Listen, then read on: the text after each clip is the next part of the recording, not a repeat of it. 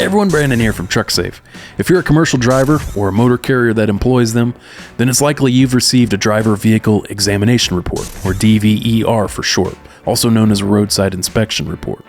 These DVERs are standardized reports prepared by law enforcement following a commercial vehicle or driver inspection, and they detail the level of inspection performed and any violations discovered. The reports are important for many reasons, and that's what we're discussing in this video, so stay tuned and do us a favor by hitting those like and subscribe buttons below if you find this type of content helpful. Alright, so in this video we're going to walk through a sample roadside inspection report, line by line. But before we do, it's important to understand exactly when these reports are issued. In that regard, Section 396.9 of the Federal Motor Carrier Safety Regulations authorizes special agents of the FMCSA, which includes certain state law enforcement agencies, to conduct inspections of commercial vehicles and drivers in operation. The same regulation requires that the results of these inspections be documented on DVERs and then provided to the driver.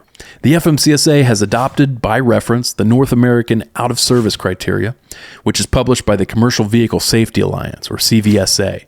And these dictate the types of more serious violations that will render drivers and/or their equipment out of service.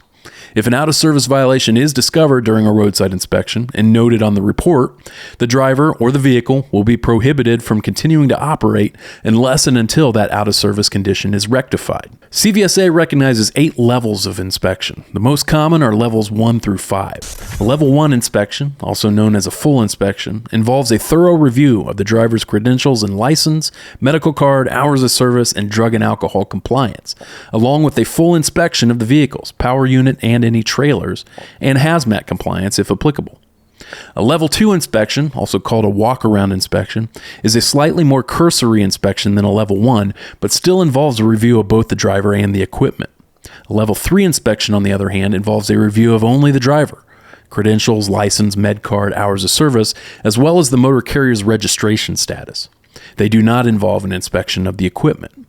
And the last level we'll discuss in this video is a level 5, which is a review of the equipment only, not the driver. As we'll see in a second, DVERs typically indicate the level of inspection conducted near the top of the page. Okay, so moving on to the DVERs themselves. What information do they contain and what exactly does it mean? Well, DVERs contain several different sections, each with their own unique information. Starting at the top, most reports detail the agency that conducted the inspection, a unique identification number for the report itself, the level of inspection performed, and the date and time it was conducted. Next, the DVER typically lists information about the motor carrier under whose USDOT number the driver and equipment are operating, and also whose account any violations will be placed. This section also provides details about the driver who is operating the vehicle at the time of the inspection. It goes on to list the location of the inspection and to provide information about the shipment at hand, including its origination and destination points and the bill of lading number, if any. This particular information is important to help the officer ascertain whether the driver and equipment is engaged in interstate and/or intrastate commerce and thus subject to federal or state safety regulations. The report then lists details about the vehicles, power unit, and the trailer as applicable, being operated at the time of the inspection, including the license plate numbers, the VINs, the vehicle weights. Now, these weights are important for determining whether the vehicles are regulated as commercial vehicles and what rules apply to them. This section may also include brake adjustment levels if the officer inspected the brakes. The next section of the DVER is the most critical. It lists any regulatory violations discovered by the officer during the inspection. If there are any, the first 2 columns will identify the regulations that have been violated. The next column identifies whether the violation applies to the driver or to the equipment, and if the latter, which unit, power unit or the trailing units. Then the report identifies whether the violation renders the driver or vehicle out of service or not. Next up, the report identifies whether the driver was issued a state citation for the violations listed. Notably, state citations are unique from inspection reports. It's within the officer's discretion whether to issue a citation for any of the violations or not.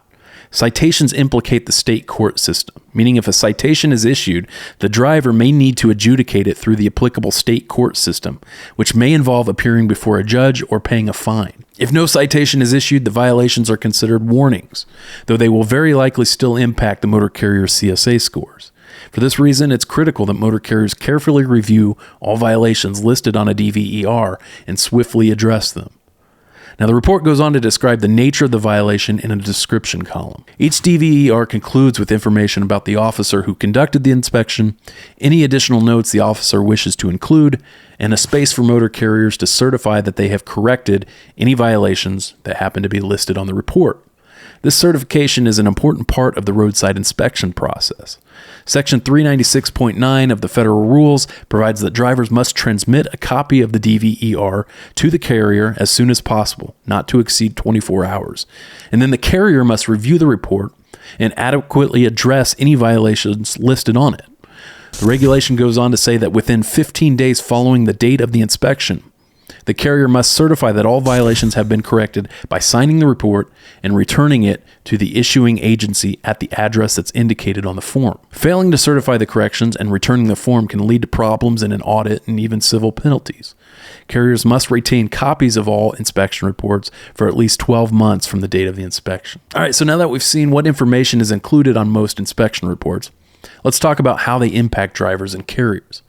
Violations listed on a DVER are uploaded to the Motor Carrier Management Information System, also known as MICMIS, and associated with the USDOT number of the operating carrier and the license number of the commercial driver as applicable. Any violation type that falls under the FMCSA's Safety Measurement System, or SMS methodology, is added to the operating motor carrier's SMS account and weighs on its CSA scores. As we've addressed in other videos, SMS is the system used by the FMCSA to prioritize motor carriers for investigation and enforcement. It's also used by other stakeholders, such as commercial insurers, for purposes of assessing the carrier's safety and compliance. As I noted, driver violations are associated with the driver who incurred them, and they're placed on the driver's pre-employment screening program, or PSP account. Now, the PSP is a system administered by the FMCSA and used by some motor carriers to vet prospective new drivers. This is a voluntary system, meaning some carriers don't use it. However, those that do can run PSP reports on potential new hires to see what types of violations and also crashes they've incurred over the last 3 years for violations and 5 years for crashes. Be sure to check out our other video in which we describe the PSP in greater detail and how drivers can improve their PSP reports. Lastly, I'll just mention that drivers and motor carriers can challenge the veracity of any violations and the preventability of certain crashes via the FMCSA's data queues system.